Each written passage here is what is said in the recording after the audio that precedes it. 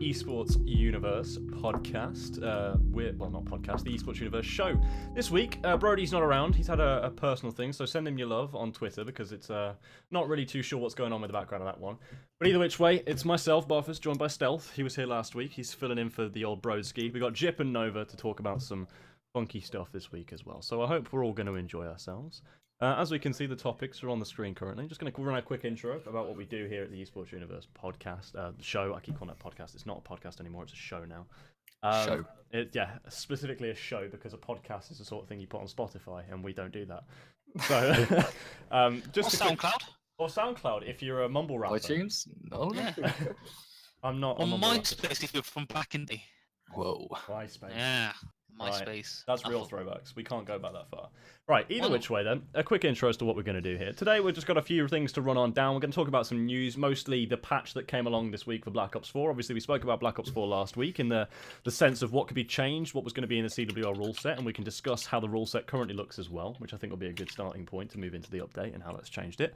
We'll run a quick thing about the ACL as well, just while we're at it, and then we'll go on to the big question and getting you guys involved, which this today is going to be a little thing about funding and all that kind of business. If you guys weren't around earlier on Twitter, myself and Nova, I think Jip threw in his 2 pence as well.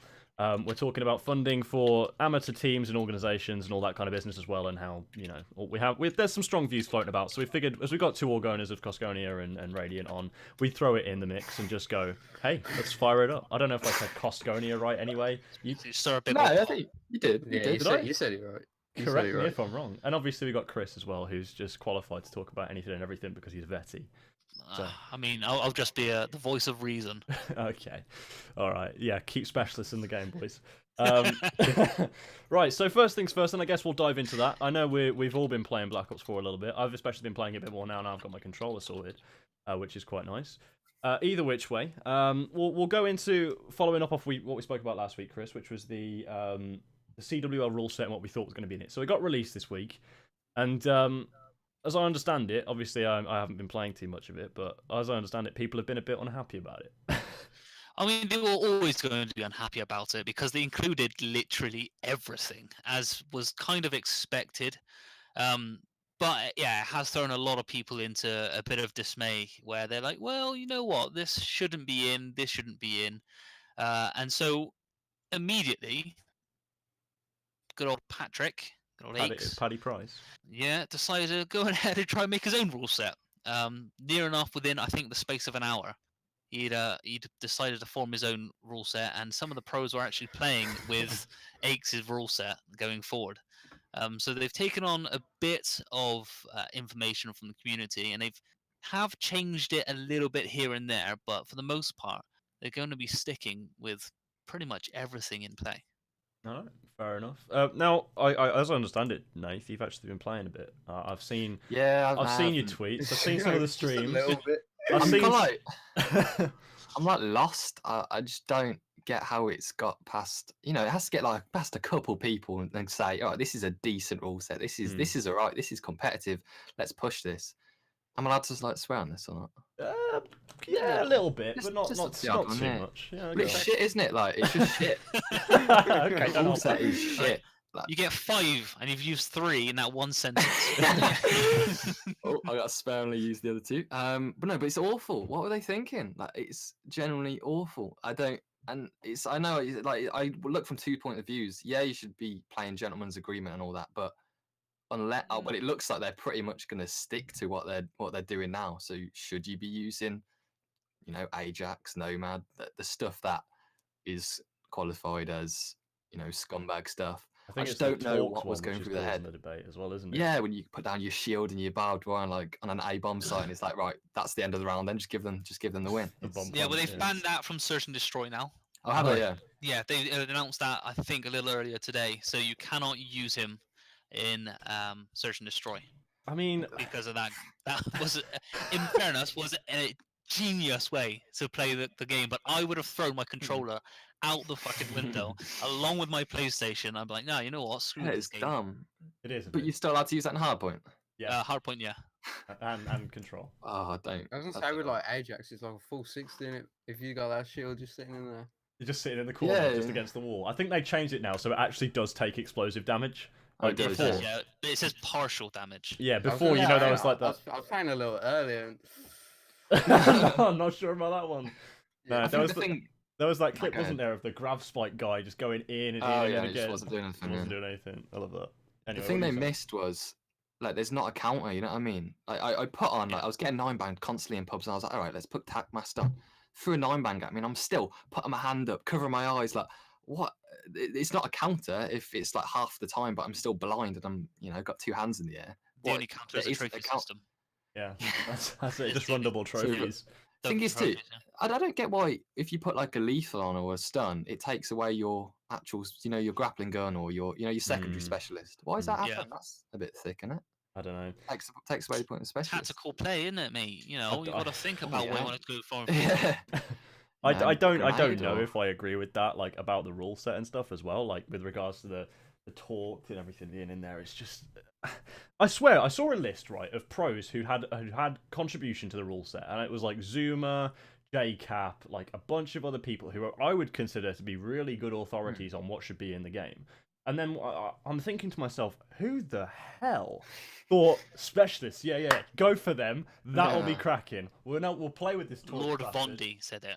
Yeah, Varn was just like, I hammer think this down. is like the problem when you are switching games like every year is that it is a new game every year, and like things are going to change and stuff like look how much has been implemented since World War II. And Mm. it's difficult to take stuff in from the first week of what's going to be happening and stuff like that. But like I said, they have been moving around small stuff here and there. They're trying to perfect it, and it's kind of like a waiting game really. The Hmm. game's still not that old, and like the way that they planned it is like I feel like they're gonna like try and keep this game going more than a year. Yeah. And that's been like I know it's like going off into esports now, but like I feel like that's like quite a big problem with esports, that the game is changing every year. So like they gotta adapt to a new game like each time, and that's why it's so low down like compared to like CS, like League of Legends and stuff like that. That's why they're high up, is because they're playing the same game There's some every day. Yeah, and the game's been going like 8, 9, 10 years, something like that. I think Yeah, League it's was wild. around 8 or 9. That's how long the game's been out. Counter Strike's been out since like '98. Like that's how long we've been talking with that. I do think there's a lot of sense to what you say there though, Jip. I made a video about this like about 2 years ago actually, where I said it was on my YouTube channel I think. What the last video I probably made on there. It was basically me detailing how I thought basically the same thing. The game refreshes every year, which means that there's a new player base effectively every year where someone has to pick up the game for the first time or put down the game because they simply can't afford it or something like that. The fact that the meta changes and the whole game shifts as well, sure, keeps it interesting and fresh, but it means there's no consistency for viewers. Like if you started playing in Black Ops 2 and then all of a sudden you don't play Ghosts and you don't play the start of Advanced Warfare, but you see, oh look, Call of Duty streaming, I'll watch Advanced Warfare. Well, you have no idea what you're looking at. Yeah. You won't recognize it. So And yeah, it's been the downfall of a lot of these, like Halo, like in the way that game's changed and stuff like that. And people love to compete on 3, and then like Reach came out, and that shut the bed. Halo 3. What I don't get you is the game. I think the game's great. I think they've got a this is probably one of the best Call of Duty, if not the best Call of Duty you've had in ages. At least They've 6 got years. it cracked down. You know what I mean? And they've smashed it. But it's like the COD World League and Treyarch just didn't talk throughout that process, and now they're quickly rushing, quickly make a rule set.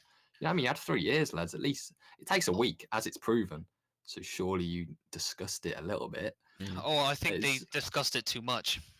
What, and just thought, right, I think there was definitely an element of over discussion because of the fact that they were like 5v5, let's make it more like pubs. That's obviously the way to appeal to the Yeah, casual market. I think Treyarch had too much of a say in it this time round. And I think Yeah, I think- they needed to find a middle ground instead of really leaning towards the developer side of things and saying, you know what, put everything into the rule set, see what's balanced, see what's not, and then ban it out in version 1.2 or 2.0. Yeah.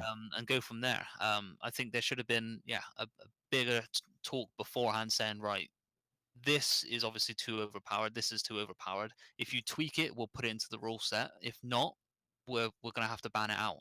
And that's pulling things away from the casual player base that they want to try and bring in, but at the same point you've got to make it competitive. Like, you can't just be like, you know what, public players, come and join us. Play esports, it's great.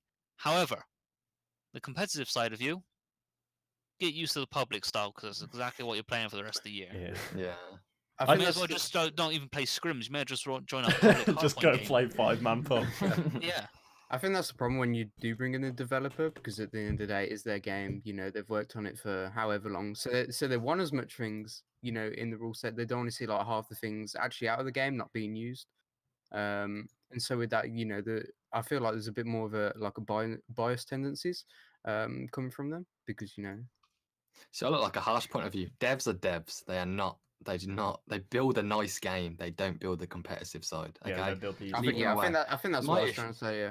I'm well confused as we've had pro play, like you said, George. There's some like they're knowledgeable. They know how to make Exactly. a competitive game. Actually, Here. like JCap or something. I give that man a lot of credit. For Yeah, what he knows about the game. were they like blindfolded whilst they were picking?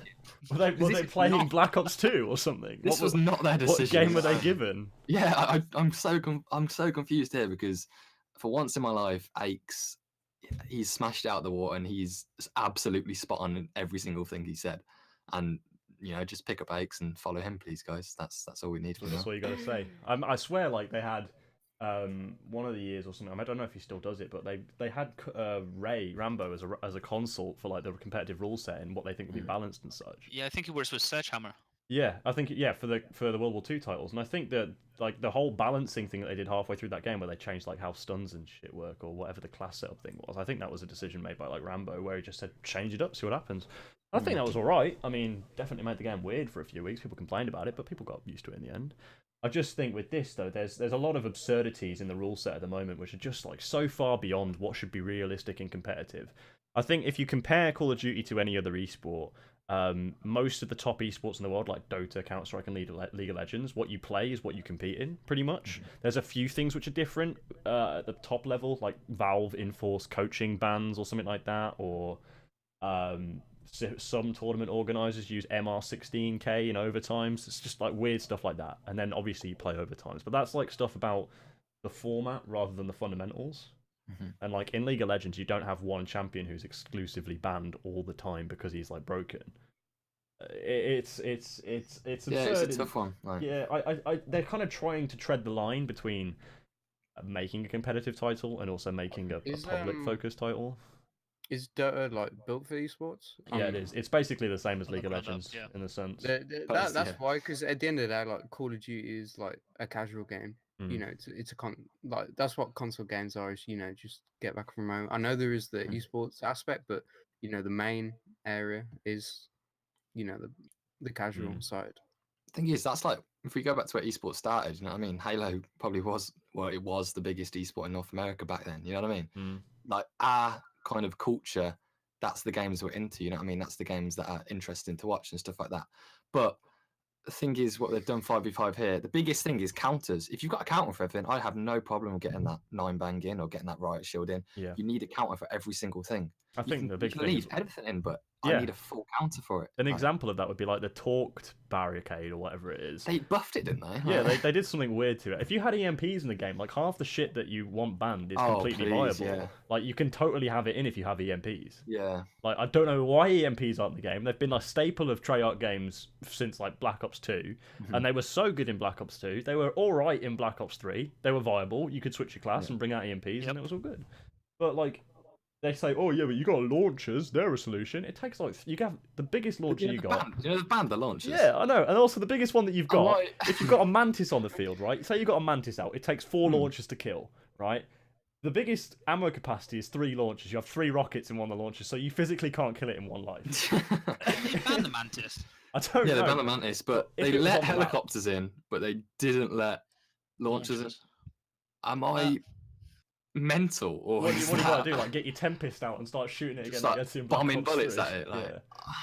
I don't get what they're thinking. It's- FMJ LMG, like you did in Black Ops 2. Just whip that out yeah, and it's start just a spraying the state. sky. Like, just No. take it back to the drawing board and throw it back to us because this is awful. Like, I think there does need to be a consideration, like the fact that if you think about Black Ops 2 and you think when you played rank play, the sort of things that you weren't allowed to use, people just kind of accepted that you weren't allowed to use those things, Mhm.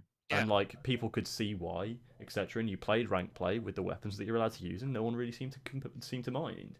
And I think part of the reason why Call of Duty has kind of spiraled down over the time is because ranked play and the drive to play competitively within the game itself, rather than going on external sites like Game Battle, CMG, UMG, etc., has just fallen off a cliff. Like ranked play, or what was it called? Ranked play on Black Ops 3 was garbage and didn't mimic the competitive rule set. Same thing again on Advanced Warfare. Same thing again on World War II. It just didn't really mimic competitive rule set properly, and no one wanted to play it. So I think there needs to be, if you're going to do it like Black Ops 2 did, you need a ranked play back or a league play, which people actually do want to play. How do you feel about them not having like the little GB integration with that? Because like even though like how small it is, it was still like a big thing. It was pretty good, I thought, the GB integration in World War II. Yeah, they tried. It was I think there's definitely room for improvement, of course, and I think this would have been the perfect place to kind of slap that right on down. I mean, considering as MLG is owned by Activision Blizzard, in the same way that they make the same game, so there's surely definitely room to port that in. Like, you're made by the same company. There's got to be some internal communication there for that if you were going to do There that. will be. I think what they've done is they're postponing it until the time is right. They've done the same with rank play. Obviously, it's not available just yet. But what they're going to do is they will port it in at a later date once the rule set has been finalized.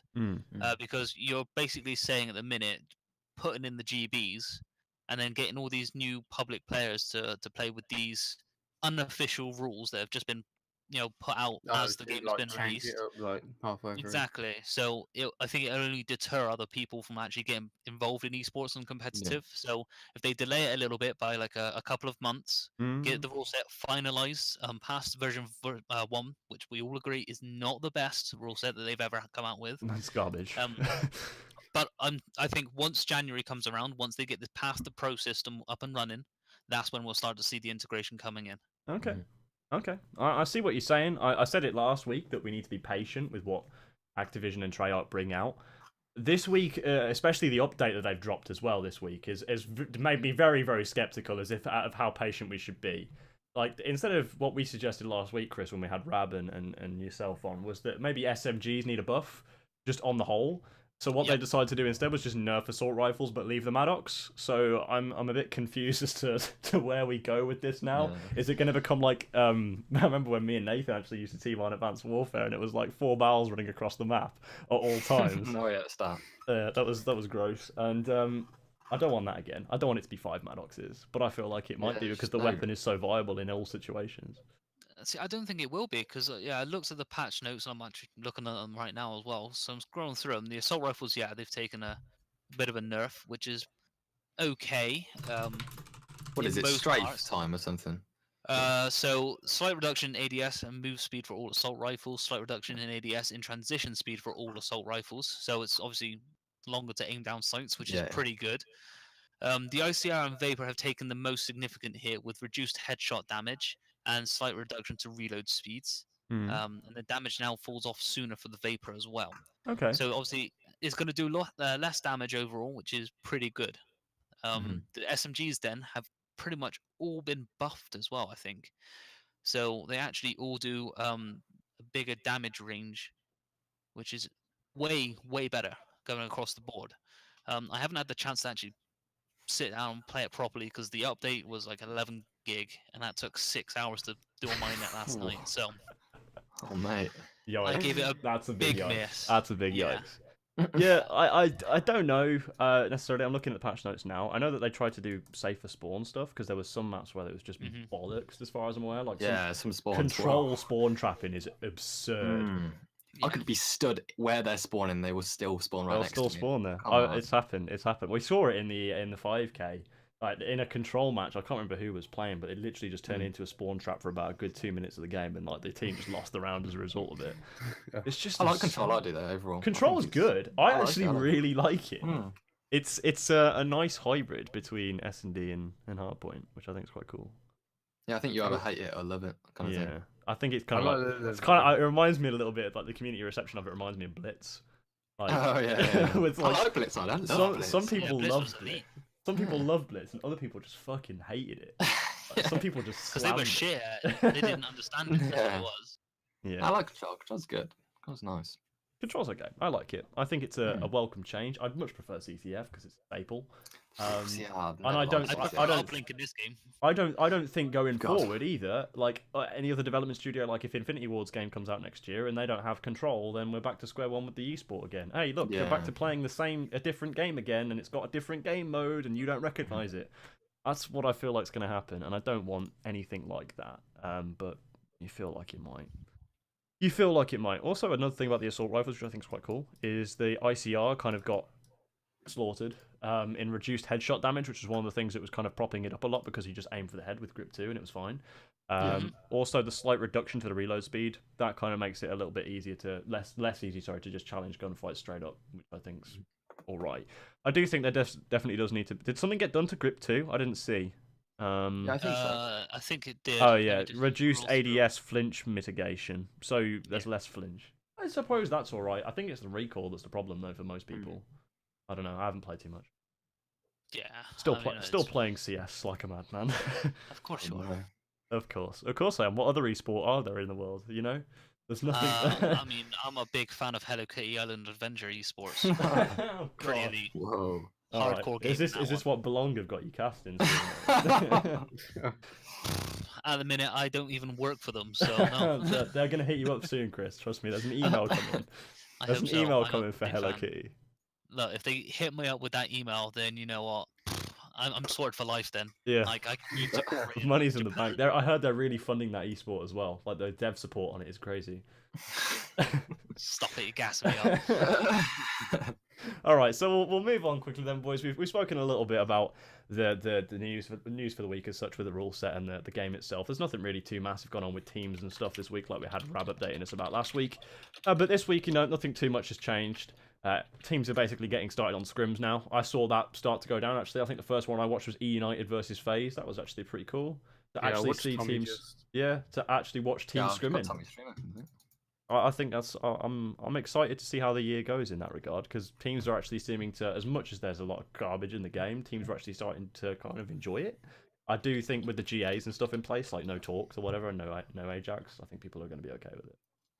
But anyway, moving on to the ACL update for this week then. Just in case you guys didn't catch it, we'll start in the past and we'll move through to the future.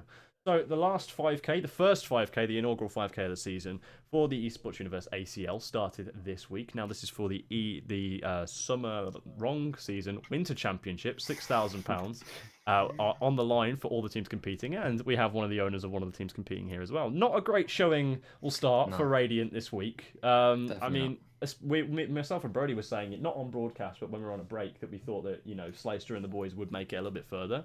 Well, just give us a little bit of insight, Nate. What's going on over there at the Radiant Yeah, camp? I think first thing to notice is this is like the first proper actual competitive thing we can play, you know what I mean? And everybody can judge their performance and stuff like that. Of course, we're disappointed in it, and like that's obvious. But you can't judge their first performance as a bad one, you know what I mean? No. That was everybody's first performance. That was the first time they've properly played 5v5 because they haven't really played like a team. They've normally just been playing like until a proper rule set was out when it was like 2 days before the 5K started. So it's a difficult one. And also a thing to note is I think every team that's playing right now, and same with our team, it could be totally different in 2 weeks when you can't use this stuff. You know what I mean? You can't use a shield and sit in hill and sit in a corner. You can't do stuff like that. So yeah, performance far from what we expected and far from what we wanted. But I think this week when we've actually got some practice point, I think the best thing with these lads is, and you normally expect them after that loss to just get off, don't talk to each other, you know what I mean? But they were tweeting out for scrims like the second after, and that's something that puts hope in my heart, you know what I mean? They're actually wanting to grind and actually wanting to improve. So that's one thing. So yeah, of course it's not the best placement, but I just want to see them grow as a team, you know what I mean? Yeah. It was the same with our last season. They weren't the best at the start, top 3 consistently, and then they finally got a win, and then it was second place. It's stuff, you know what I mean? It's the same kind of thing. So yeah, see what this next 5K brings, and then we can kind of weigh it up from there. But I think, Gauge it from there. yeah, until we actually get a nice rule set, we don't have a clue what's going to happen then. You know what I mean? Cool. It's a difficult one. It's a difficult one to judge. Well, I guess we'll throw it out there as well then, in that case. I know that I think Copley's team and that had a similar issue where they didn't play particularly great, didn't get a very good placement, even though people were expecting them to do so. And obviously they had the drama of leaving Cryptic last week, which was... interesting one. Caught me a little bit off guard. But either which way, best of luck to them in their future endeavours. I'm sure they're going to do well outside the brand. I think Copley's staying on board to do content-related stuff, as far as I'm aware, because him and Reese. I think they've joined another org. I think. Yeah, I think they've already joined another org. I saw that out. I can't remember which org it was. But either which way, Yeah, it's weird. what was it? Just say. It's a little weird one. Like, probably a lot of money behind them. Like a little reciprocity, little brand, like they just come out of nowhere and just all of a sudden start sending a team to Las Vegas. Yeah, they've picked up like every EU team and different esport and just fucking funded them to everything. I was like, whoa, fair play. I was honestly that all came out of nowhere. What I bet that is though is it's going to be like I don't know if you guys have ever watched any LCS, like League of Legends. It's the same with the Overwatch League as well, where like companies like Comcast and Golden State Warriors have teams and stuff. I reckon it's like a venture capitalist of some description has come in and gone, hey, this guy looks like he wants to start an esports org. Here's a shed load of money and do with it what you will. Yeah, go spend it. Get a good team, put them out to Las Vegas. Yeah. I mean, if you've got the capital behind you, why not? I think it's. I look forward to seeing how the brand performs more than anything. I was gonna say, I first saw them there was at the Halo event, wasn't there, Nathan? Yeah. And they had some decent players going. So yeah, I don't know what I think of the brand as such at the moment. It does seem to be very player focused, which is always good for an org, I suppose. But I'll be interested to see if they start making any like content or stuff around it as well when the season starts to start up, because I think that's a big thing for organizations at the moment. I know in the LCS, for example, they actually force, as a contractual obligation, they force the teams to actually have a series dedicated around the LCS. Like 100 Thieves have what's it called, the Heist or something like that. And Fnatic have Legends in Action and stuff like that, which is also really cool. I really enjoy watching them anyway. I think it's good fun. And I think if you're sending a team to an event, like we'll talk about it later as well, but if you're sending a team to an event like that, I don't think there's any reason why you don't create content around them. And that's exactly what you guys did at the Radiant House. Where what was it? HCS was it in London? Yeah. That was awesome. I really like fucked with that. I watched some of the stuff that came out with it as well. It was really good. We're on 2 swears now. Whatever. Shit, one left. Oh no! Get him out! No, I'm choked. No, but the thing is with that, it's like, why would you spend so much on the team, but you're not spending sponsors? I can't swear, but sponsors don't care about your placements. They do not care about how much money you're earning from tournaments. They do not care about that. They care about where their logos can be branded on, and where is that best to show on content. Exactly. It's what pay a videographer like 200, probably not even that, and you've got like 3-4 videos lined up. It's a no-brainer. I'd rather play that than send a team to get top 64, nothing behind them, no videos, no content, no storyline. There's nothing. It's like, okay, sponsor doesn't care, doesn't care about that. Absolutely, and that's what we'll move on to. But quickly with the ACL, then obviously there was a big hoo-ha about a couple of the stuff that went on with the cast and stuff for us as well. The game itself, the commentator, is absolutely garbage, and I will just go off on a massive rant now because it sucks so hard. I can't understand how it is actually possible to join a custom game and then immediately get kicked out of it as soon as the game starts up. It happens more when the codcasts are in the lobby. It happens almost exclusively to the codcasters a lot of the time as well. Blue screens happen mid-map. I get kicked out of the game mid-map for no explicable reason. It makes casting it a nightmare. You bring the stream back on because you think, hey, we're loading up the map. Let's get the broadcast started. Let's get the stream hype rolling. It just kills it. It's so bad. What was the map in IW and that happened as well? Like every single time? I don't remember. I didn't cast IW. Brody will remember if he was there. Chris might, because he casted that as well. I'm trying to think. It wasn't throwback or something, was it? No, it was it was a very bad map. Which one wasn't bad in IW? They all were trash. I do remember what you're talking about though. It's like there's always some like broadcast breaking problem. Remembering Ghosts, you'll remember this as well, Nath, because we spoke about this a lot back in the day. Remember the bomb glitch where you couldn't defuse I knew you were going to say it. I knew you were going to say it. You couldn't defuse or plant the bomb. Like, literally, broadcasts would be killed. I don't know. And that wasn't fixed for months. I don't think it's fixed to this day. It's not fixed to this day. No, it's not. And I just remember, like, in the middle of a broadcast, in the middle of an S&D game, it'd be like, oh, and we've got a reset. It's just like, come on. It would terrible stuff like that. Just kill me. And, like, that sort of stuff is I'm sure it'll get ironed out. Plus, the codcaster itself isn't particularly user friendly. If you got 2 people casting at once, which obviously most people do, in an online league or online setting at least, it doesn't have the same thing that World War II did, where you could see what the other person was roughly looking at, so you could switch to the right. same thing. Here, you are looking at two different codcasters at the same time. Like you have your own, and then Brody has his own, or whoever else is casting. It's really difficult to coordinate, and it's going to become a fine art to try and sort out. But like, that was some of the problems that we experienced over the course of the first 5K, and I'm hoping that now there's been an update into the game, there's going to be some of those bugs fixed. If I still get error code 431 Raging Rabbit Cock or whatever it's called, I'm just going to be so frustrated. What an error code. It's ridiculous. It's literally called like something rage. No, it just made me want to punch my monitor every time I saw it. The codcast itself actually did look quite It nice. looks nice, Like in yeah. the stream, Yeah. No, from the looks of it, it looks pretty nice. But like with the issues that you've been having it so far, I've not had the chance to use it because nobody will let me cast their scrims. Oh. Poor Chris. So I've not had the chance to use it at all yet. So what would you like to see changed that would make it better? I'd just like it to be a lot easier Not to, crash, to obviously. get into the game. Also, another thing which I think is massive is, I don't know if you ever used the Codcaster on World War II, but you could simply just press a button that says switch team identities, yeah? Mhm. That button does not exist in Black Ops 4. You have to manually change the colour and the name of each Team 1 and Team 2. There's no button just to switch it.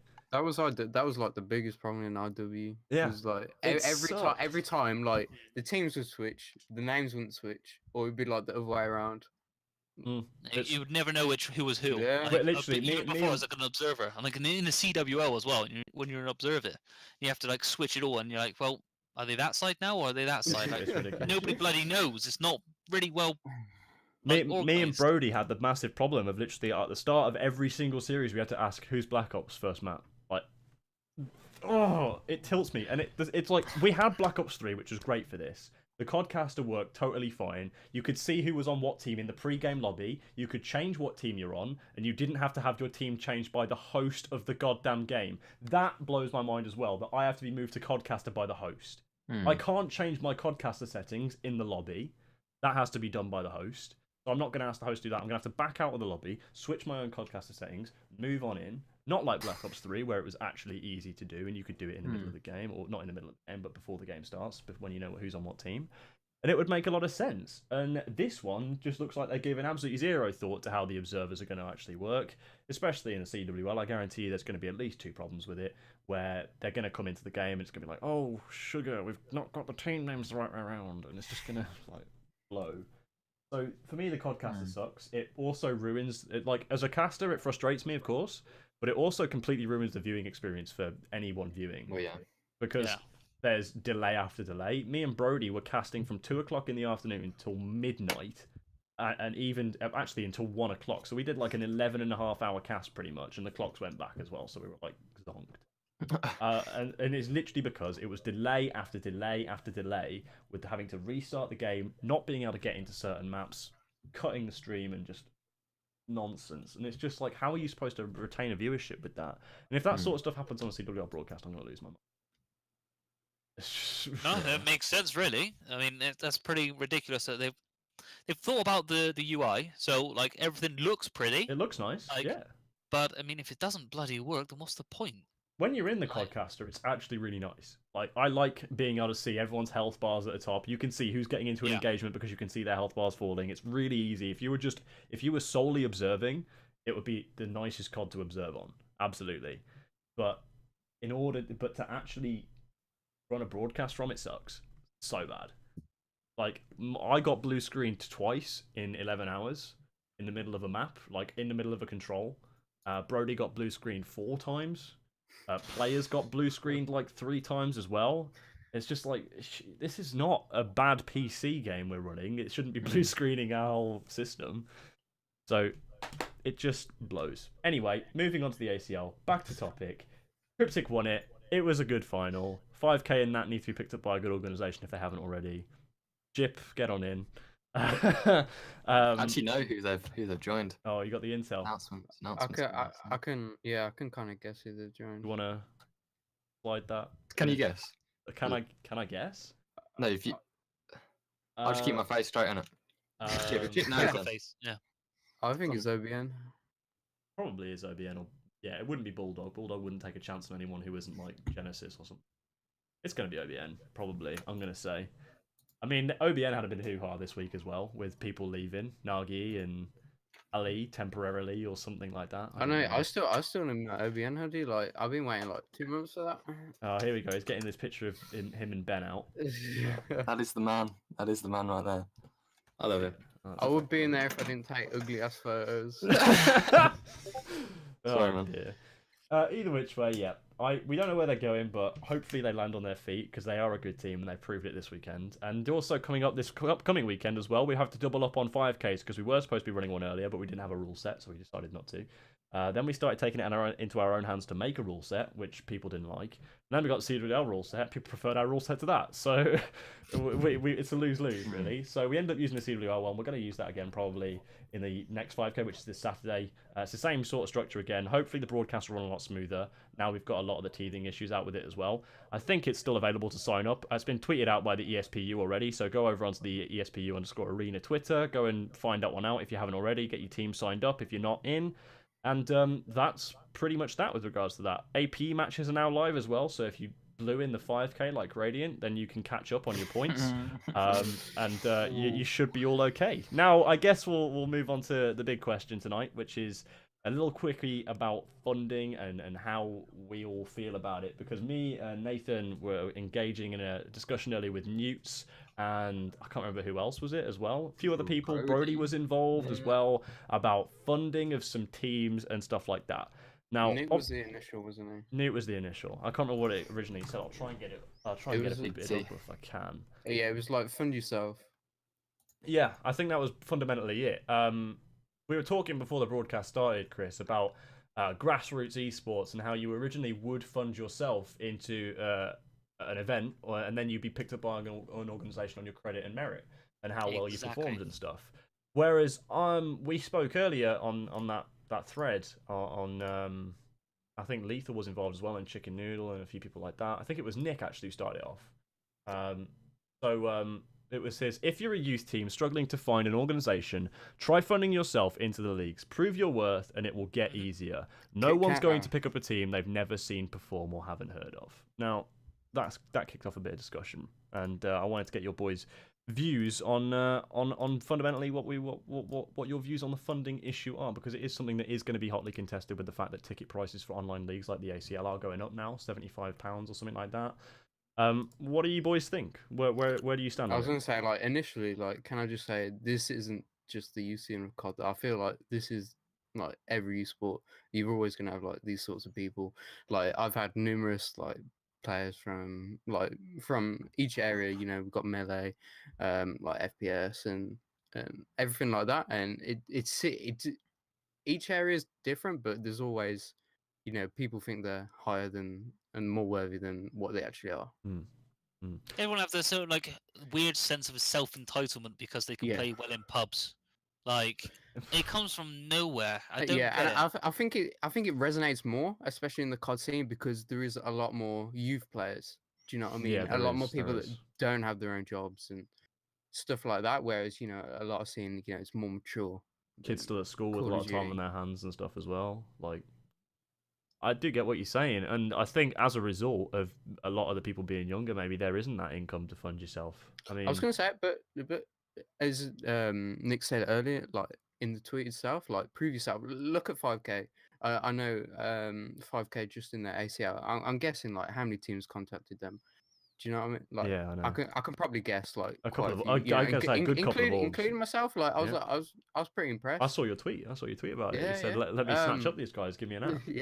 Yeah, because they proved themselves. You know what I mean? Like, and that's a team that I know that I can fund into, and they're going to do well because they've played well in you know, and also, you know, they're being streamed to 100+ viewers at a time, and that's going to bring in and it's only going to grow as well. First 5K of the year. It's a safe investment, I think, is the way I'd phrase it, certainly. And I think what we went on to say there is there was a few people like that. And I think Newt went in with the next point to say that the prices of leagues going up, it isn't worth giving young unknowns a chance. shame as it could kill the under 18 scene because most of them won't want to pay for themselves. And I think Chris, like what Chris says, there is true in the sense that there is, I think, a bit of self entitlement for players who maybe feel like they're better than the next man because they beat them in a scrim once, or playing them in the tens lobby or something like that. You know, they've all got enough money, by the way, to play wages and money tens. But don't have enough money to fund themselves £8 each for a EEG league. I just find this so like ironic that they're happily blowing like people like. I don't want to be mean to the guy because I like it. I like what he's got going. But Big Roy, like constantly like, oh, I've run out of wager money, but I want a team to pick me up and stuff. Like I'm not calling him out, but there is. If he's running out of wager money, he's never going to get picked up. So he's obviously losing. Come on. I just think he goes for too big a chal against too big a team. I think he just goes all in. Either which way, like it's a good example in a sense. Like the kid's stream is popping, so he must get something from that. But like the wager, if you're losing wager money, then like, who's gonna want to? You know, I want to get again, Nathan's it's like point on this as well. maturity. Yeah. I'll let Nathan talk. Yeah, I want to get your say on this, Nathan, because obviously you were in the discussion earlier, and you obviously had 2 pence in, but I want to get your full views on it. Thing is, when it comes to LANs are different because you're actually attending something. They're wearing your jerseys. Well, obviously, if you give them jerseys, and that's exposure in itself because they're walking around representing your apparel, representing your sponsors. Youth leagues are totally different, but the thing that players recognise is they join an org or they want to join an org, but they don't know what to ask for. So the obvious thing is a league entry because that's what everybody else is getting, and they should follow suit. But I think the first thing they need to know is organizations, a few organizations, not everybody, because there are a lot of small brands that can't offer players decent exposure or decent content or a decent platform to grow. You know what I mean? Whereas Radiant's a bit more like with HJ, we can, my contacts and Radiant's contacts can expand his business profile. You know what I mean? So it's beneficial for him. And from what we get back from him is obviously streams and stuff like that. Youth players, it's different because you have to go off placements, you know what I mean? And if the first thing what they're going to expect from an organization is for you to pay for their entry, that's what you should be doing. And unfortunately, if every org had that mindset, you've got 80 teams or whatever it is, that's a top. Some teams are getting top 70, top 80. You know what I mean? Not everybody can come top 5. Not everybody can converse in this stage. So it's like what teams deserve it. And it's hard in a sense because you do have to prove yourself. And I don't think money's the issue for them because, well, for one, you need to prove yourself. Look at the example of Henry, for example. Black Ops 3 was like 15, was it? Yeah. 15, 14, whatever. Young in Black Ops 3, yeah. He was winning at 15 years old. That's enough. That you should be getting funded by an organization into these leagues if you're at that stage, and obviously that you need to get better at the game. Sorry boys, but you do need to scrim more, you do need to play more if you want to get you want to earn this from organizations. Or the opposite side, it's a bit hard for youth players, but grow your presence, grow your platform. I can name a couple players that have a large platform. They may not be the best player, but they have the large platform behind them, you know what I mean? So that compensates. You could be getting a top 10, but their streams and their videos, they bring viewers itself. They bring a fan base itself. So it kind of equates it out. Absolutely. Thing is, they just don't know what to ask for, if that makes sense. They go to an organization, they don't know what to expect because they think that org can't do anything for me but pay for my entry through. And it's kind of true for some brands because they are very small. They don't have a big platform, you know what I mean? So it's not beneficial for players. But a good few orgs, they can offer you something, but £70, you know what I mean? It doesn't have to be that amount, and it's difficult to weigh. And I kind of liked what Brody was saying about picking up like an academy team, but from my point of view, it's hard because I don't want them representing my brand if they're going to be doing bad. An academy team, if you're calling them an academy team, they're clearly not your top team, you know what I mean? Yeah. So that if they're placing top 40 all the time with your logo splashed on it, I kind of want to stay away from that personally because that kind of ruins.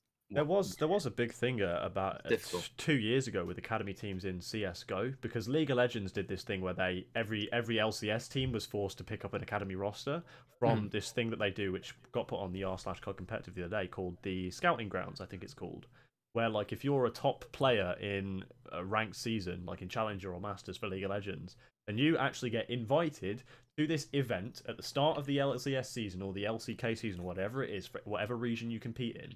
to the Riot Games studio in that region, fully funded by Riot, the game developer, to compete in this thing called the Scouting Grounds for your chance to become an academy player for an organization or an actual LCS team, right? And that is so cool, for one, because it rewards players. But the thing about it is, as well, is like there was a big fad about academy teams, and obviously Call of Duty is an esport which I call a free market, where it's not monopolized by... It's not totally monopolized by franchise spots yet. I mean, I think that's probably on its way. Next year, probably. Yeah, and I don't necessarily feel great about that, but franchising in League of Legends and Overwatch is kind of that way, and I think it's an okay way to farm young talent. But in CS:GO is the best example because it's the largest free market of esports that we have, and I think it's fantastic for that regard because you see these academy teams like Envious, Fnatic. I was going to say, Fanatics was Insomnia, and they just dominated. Yeah, but the Fnatic Academy, you see, if you put them in an event like an IEM Katowice at like Tier 1 or even Tier 2 like a DreamHack Open, they wouldn't do very well. And when you've got Fnatic winning championships and contrasting it with that, like that's where you kind of say about your academy team, you don't want you representing your brand if they're garbage. In a sense, because they are still representing your org. In a sense, though, that is kind of their job. Like, yeah, it's a difficult one because it's like hard to weigh up because at the end of the day, if they are obviously doing awful, that's your brand and forced to attach to it. And if you got a contract, then unlucky, you're gonna have 6 months of that. You know what I mean? It's hard because you should be supporting that, and I'm all up for supporting that. But it's difficult because then it backfires, and you don't think that affects the brand, but when you start getting the tweets and saying, you know, your team's trash, your team's that, it's very difficult because obviously first you have to ignore them. You don't want to respond and be like, that's just our academy team. This is our good team. It's hard because if you're going to, well, firstly, I don't think players want to be labelled as an academy team because you clearly are the B team. You know what I mean? You clearly are not the top. It's hard. From my point of view, it's difficult. Like I'm up for supporting it, don't get me wrong, but it's the backlash of them doing bad. Yeah. There's only one organisation that I've seen put an academy team into Call of Duty, and that's actually United. They have a thing called the United. Oh yeah, that's good. I mean, that's like S&D players. That but this is what you were saying. This is they put those players with a good brand. Like they have Simp, I think, is one of their guys. Who's Simp, Illy, Celium, and exactly. And I know at least Simp and Illy have a fantastic brand around them. They stream and stuff all the time. And they're involved with the actual main roster. I was going to say, the thing is, if like there was 18, they would be on an org like that. Yeah. Do you know what I mean? Yeah, they've worked for that though. 100% they have. You don't go on an org like E United as a cadet or academy team just by sitting around on your ass doing nothing. Like Simp must have been streaming before he joined E United. Facts.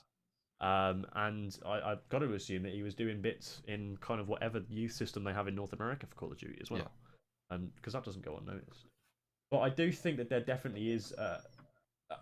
My view on the funding part is that, say for example, the team that I've picked up for Void this year is kind of like, I don't view Void as an organization too much anymore. I view it as a personal project that I do to kind of satisfy my urge to be involved and help people and do that kind of business.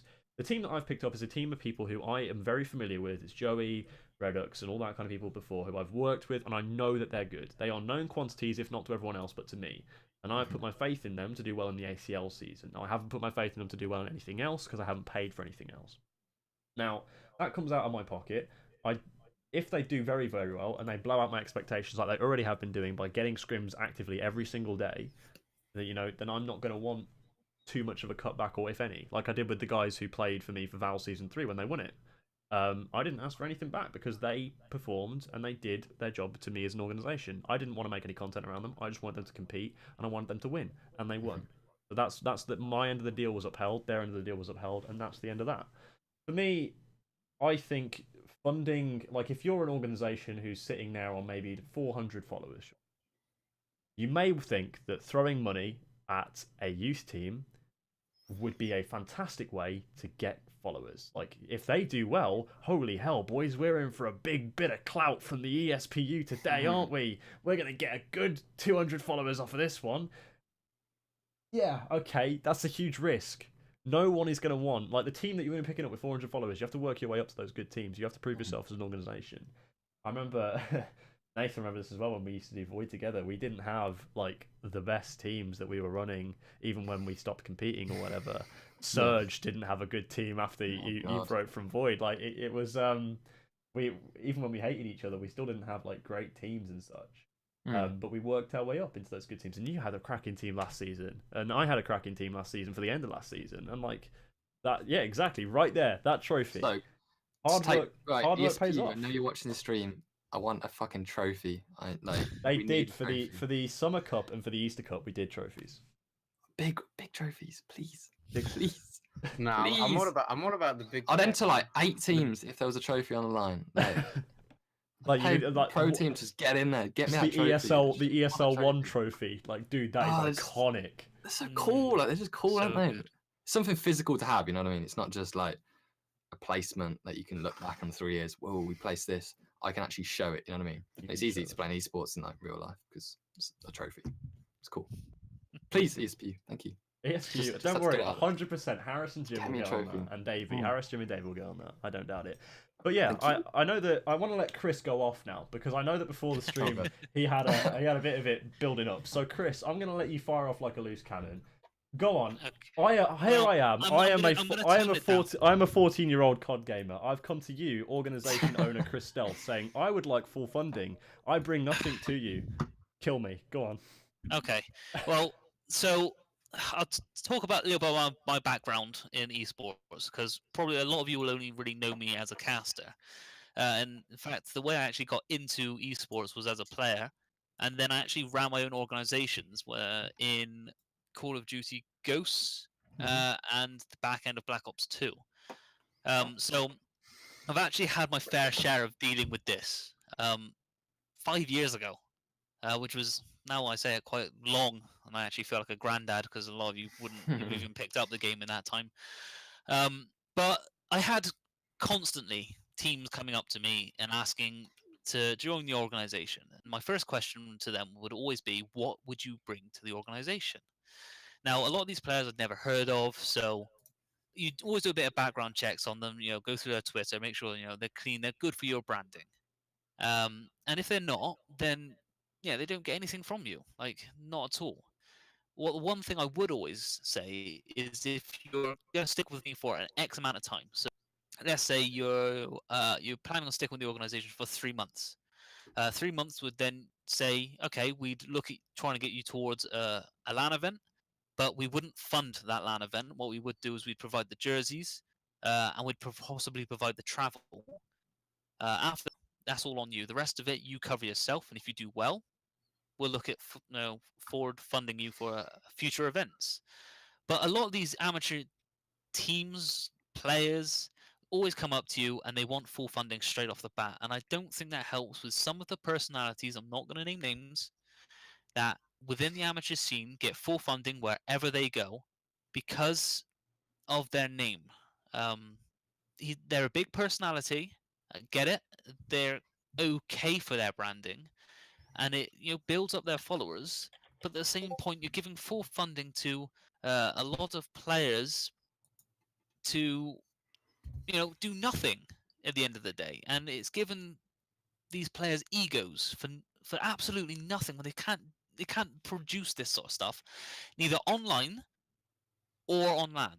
And if they can't produce that sort of like performances anywhere, then why in the hell am I forking out money for you to try and prove yourself?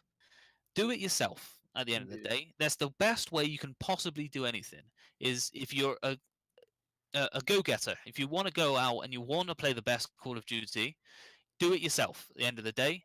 If you can afford to buy the game, then you definitely can afford to just chip away, just put a little bit of money aside each month. If you got your full-time job, a couple of weeks, do a bit of housework around the house. If you're still living at home and don't have a full-time job, I'm sure your mum will help you out. Like, it's quite simple, but all these people are just throwing their money into other aspects and then hoping that somebody else is going to pay for them. That is not how life works. Get over yourself. Yeah, I was going to say, just I know it's a completely different level, but look at like Tox Gaming and Halo, and look at like Astralis, like they've all done it. Do you know what I'm saying? As players, Exactly. And look how they've brought in sponsors, and created bigger things because of it, and not having someone to rely on. But then going back to, like the youth scene and like how like we at Cosconia do it is, I feel like this is why it's quite a big turn off for the COD youth scene is like we provide like an incentive program, like quote unquote, whereas like at the start it will be like the bare minimal, and then like carry on later and later. Earning. We're gonna we're gonna as more we're gonna get back, the more we're gonna give out at the end of the day. Makes Do sense. you know what I mean? And It's a that two-way street. yeah, and that's the thing. And then from that, we're getting more respectable players because of it. We're getting, you know what I mean. I can relate more to the people because they want it, and they might not be getting the most, but they still want to work with the brand. They still want to, get the most out of their time. And they're gonna gain. The more that they do, the better they're playing and stuff like that. But I don't think a lot of people see it like that, and people just want to dive in like straight like that's it. Like I want that, nothing more, nothing else. Yeah. And if you don't give me that, I'm not joining. I've had it all. I've had players kick off at me for refusing funding and stuff. Well, like back when stuff was starting to start up, I'd say we're simply just not going to fund you. We don't know who you are. There's not enough to say that you would be a good team. Anything that we with back when I took Void very seriously, and they come around and it would just be like, oh, fuck you. I'd just be like, what? Hold on a minute. Like, how can we go to this stage already? Like, you are a 14-year-old. You are probably about, what at the time I'm thinking about, probably about 2 years younger than me, right? I am here with the cards in my hands saying, I do not want to fund you, but you can potentially earn it. And he said, oh, well, I'm not, how am I going to prove myself if I can't even get into the leagues? Well, it's quite easy. You just play, you just fund yourself in. Yeah, I feel like were we born in like a totally different Generation, like, or something. you know what I mean? Because totally different mindset back then. I know it was totally different. There wasn't like huge leagues or stuff like that, but there was like Dom. We didn't like go seeking. To be fair, that'd be like our last thought. Go find an org. You know what I mean? It was we just wanted to play. do it all ourselves. We wanted, when we were we playing wanted to have together. fun. You know what I mean? It's nice to have your own little group, scrim, practice, play a tournament, do well. If you don't, go back to scrimming, practice, and work on it. Last thing, if then when you start seeing people join orgs, you're like, okay, let's do this. Let's represent them. Let's build them up, and then we can start asking for more. Am I like on a totally different planet? Because it seems like every different youth player now wants every single penny in your pocket. Even when I was a player, That's just I thought the same way. Even when I was a player, I thought the same way. I didn't want to go diving into an organization's arms and go, fund me. It's just like, I want to play. At the end of the day, you're here to play a game. You're not, first, if you go into it wanting to represent a brand, you're probably not going to get far, because at the end of the day, it's a competitive game, and that's what you're here to play. I think a lot of people forget that, because it is like the first thing you do. You know what I mean? You're here to play competitive Call of Duty. Do that first and prove yourself. Get some achievements behind you. The be all and end all, really, of it, isn't it? I did see that Nick in the chat actually did raise a very good point. He said, I do feel like small organisations, in quotation marks, have made a rod for their own back funding everyone. Because now kind of everyone does expect it. Which I have seen it before. And I've seen it go the wrong way. I've seen tweets of players massively exposing the organisation, but shady shit that they've done with the funding, where they've taken the prize money or whatever has happened.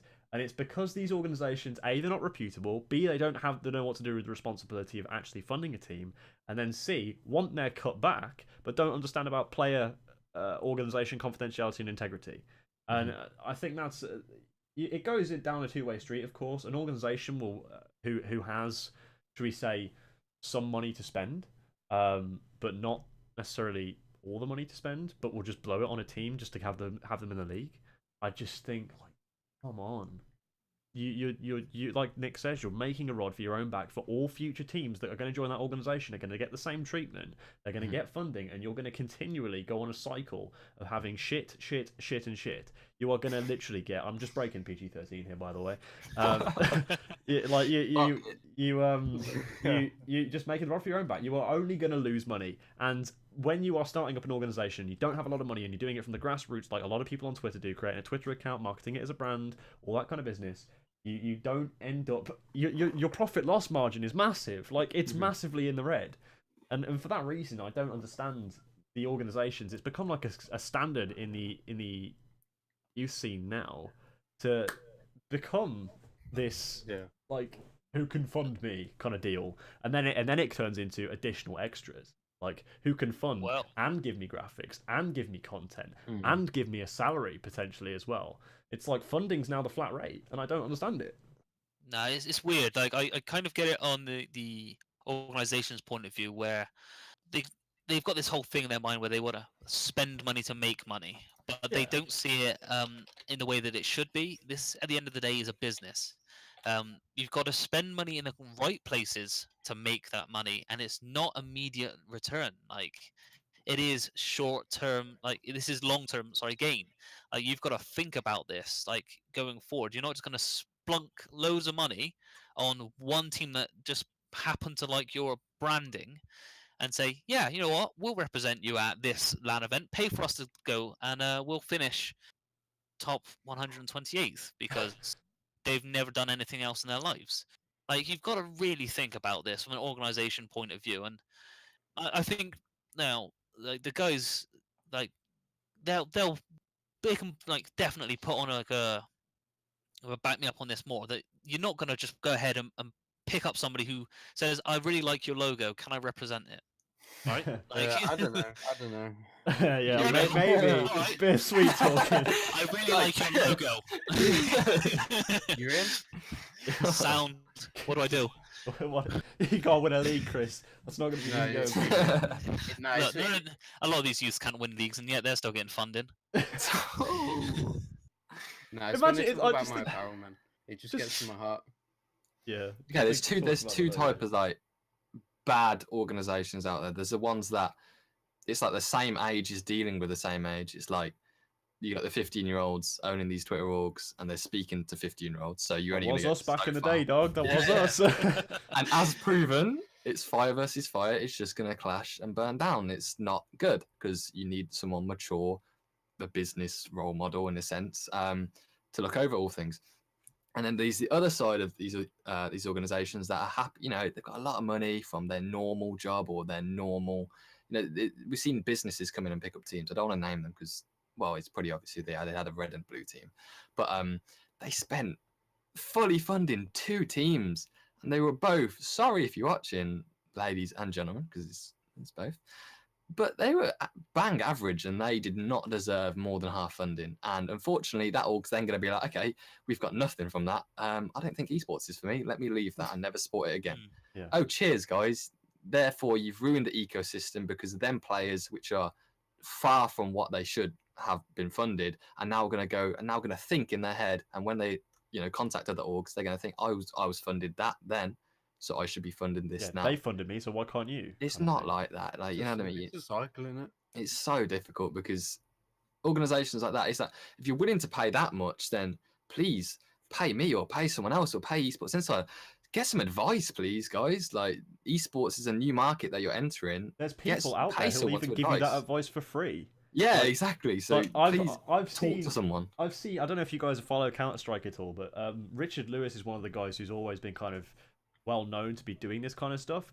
Say, for example, you're a new young player breaking through into Counter-Strike, and you've just been handed your first professional contract. You have no idea what a professional contract looks like. You have no idea what you can expect from a professional contract, what players' rights you can expect, what you can expect from the organization, etc., etc. So I've heard different stories of different pro players, like upcoming pro players. Say, Richard, could you please take a look at this for me? And then he's gone, this is a load of shit. Why are you even thinking of signing this contract? They are literally trying to put you in the contract gulag, which you're never going to escape from. You have now just entered communist Russia. It's all sorts of ridiculous stuff. And there is a lot of shady stuff that goes on with businesses in esports coming in and thinking that esports is a good market to get involved in and just launch money at it and then immediately back out because they don't find the success they want because they don't do the appropriate market research.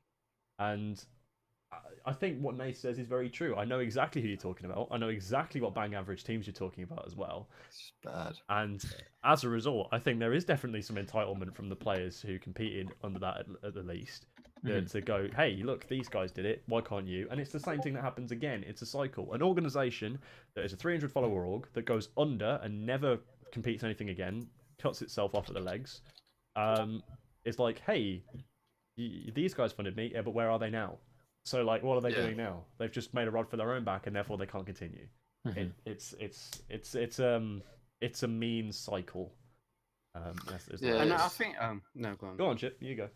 I was gonna say, like, I think these youth players as well have to understand what game they're actually playing, and that Call of Duty is nowhere near the biggest. Not even a top 5 esports in the world. And especially you know, being in the youth scene as well. You know, you can't go to LANs. Well, you can go to like EEG, but even then, like, you're It's not. in Malta. That's a hell of a journey. Yeah, I was gonna say. Someone like, said because I can't like... fly, I should take a ferry to Malta today, and I was like, what?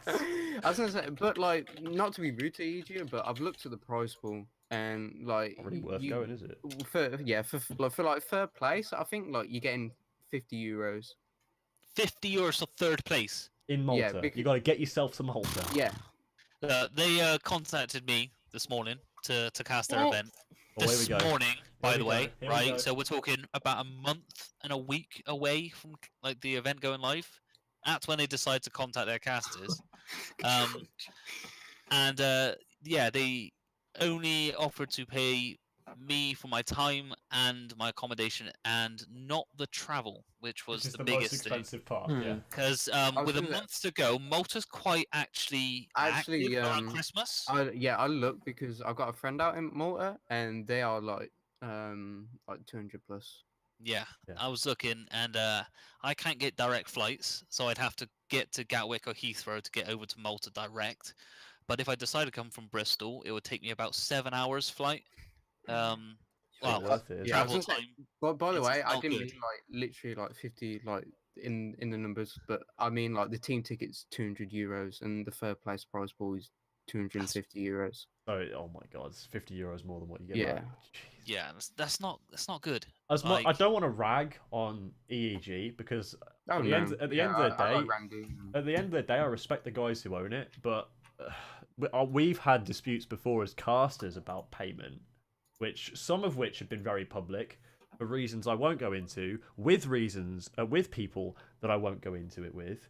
But I'm sure if you followed it long enough, you'll know exactly who I'm talking about and which casters I'm not talking about. Who have had problems with EEG and such like that. And I think the same thing happened with the ES Hub LAN that was announced for Blackpool, where there was going to be teams that were going to be funded for that, which had no prize pool basically, and eventually didn't sign off team tickets. So therefore, me and Brody didn't go up to the event, and Chris I think was supposed to be doing it as well. We didn't go. We didn't end up going because the event was It didn't cancelled. happen, did it? Didn't Yeah, it was cancelled. It was cancelled because they didn't sell enough tickets, quite frankly. And cost versus what's it called? It's just profit loss margin, really. I was isn't gonna it? like Yeah, e- it even is. in like Gears of War, like I've had like literally like top 4 teams in Europe contact, which did get forfeit the event, and I worked it out, and I was still losing like 300 plus Yeah. pounds for them getting 4th place and stuff like that. Do you know what I mean? And that relates back to you know, the youth scene. Is there's so many esports out there. There's so many untouched esports as well, which I think I've got into a little bit more, especially with like the amateur Overwatch scene. Yeah. that's big. And stuff like that. You know, it's much better to get into rather than, you know, a thing where there's like 3 leagues, and that's about it really. I don't know if I'm the only one that thinks this, but when it comes to hosting these LAN events, I feel like every company just goes for, okay, let's charge this team ticket and hope that covers everything. Yeah. That team That's ticket is literally what probably happens. just about cover your venue. The big, like, of You've course, got to the think about your cost- overheads, isn't it? It's sponsors. It's like sponsors. If you've got a LAN event going on, they're gonna want to get their brand on that. And that's what EEG have done. It's just a shame that it's on a smaller scale. But what they've got going on there is, I don't know if you saw the news, but Malta is turning into like a whole Yeah, esports island. Yeah, that's what That's they're trying crazy. to do. That's really, really cool. It's just a shame that everybody has to fly over there to actually get there. So Yeah, it's a because bit there's no esports scene at the moment Yeah. with people playing in Malta. It's such a Yeah. small place that it's not really. But a yeah, recognised what you market. said with esports sublan, they were going off just team ticket, and they literally made it very clear they were going to get a big loss, and they were happy to do that. but it's like, okay, Because they're apparently setting for the future, is what they I said. don't get it. They've got a big audience. You contact sponsors. You talk to people. Wow, talking people. That's crazy. You get in contact, and then boom, you've got a sponsor sorted. They only have to pay like 1,000 to 2,000. That's pretty much. Oh yeah, everything covered. if you get a couple You know of what I mean? sponsors, then that covers it. There we go. You look You've at got that and everything you think Chris will remember, and possibly Nathan as well, because we've both been around for a while. Is that when events were first starting out, we had very small prize pools. And I think if you go back to like 1.6 and CS Source events, especially, these were very good examples. I think CS is one of the best grassroots esports to kind of blossom. You had events that were being funded out of people's pockets. Like ESL were literally making a loss on every single event that they ran.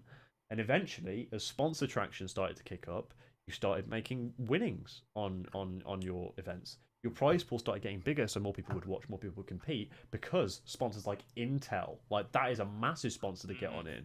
They're sponsoring the Intel Grand Slam. That's $1 million right there. Yeah. You've got sponsors like gaming peripheral companies like HyperX and others as well, all coming in to do exactly the same thing, which is throw money at it and also get massive return. Because if, say for example, you're a sponsor of the CSGO Major, that event consistently breaks 1 million viewers on Twitch every single time it's on. That is a banging investment. That is incredible. Like, you just throw all you got to put to that, it may be like 10, 15 grand, you get your name on the sponsor sheets.